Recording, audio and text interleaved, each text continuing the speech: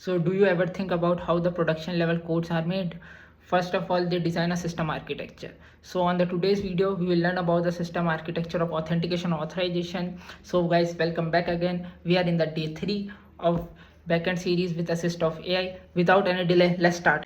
So first of all, we will talk about the three basic main components of the system architecture and designing. First component is client or a frontend. It is a interface that usually interact with the user or send request to the backend. Second one is backend server. Backend server process all the processing that come from the frontend request.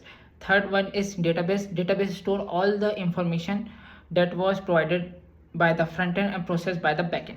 So in the CS background, you always hear about the term called API. So do you think what does API means? So on the higher level, we can say that it connect the front end to the back end, or it allow other system to communicate with each other using STD. So now you understand all the three basic components of system design and architecture. Now we will talk about the system architecture of authentication authorization.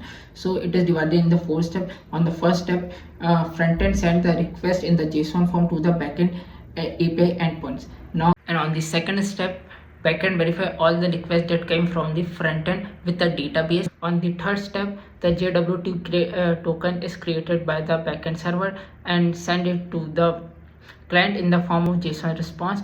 And on the fourth step, client uses the same token for the further requests. So this was all about the system architecture of authentication authorization. On the next video, we will talk about how we can generate the code of backend with the assist of AI and how we can make effective prompts or give effective prompts to the AI.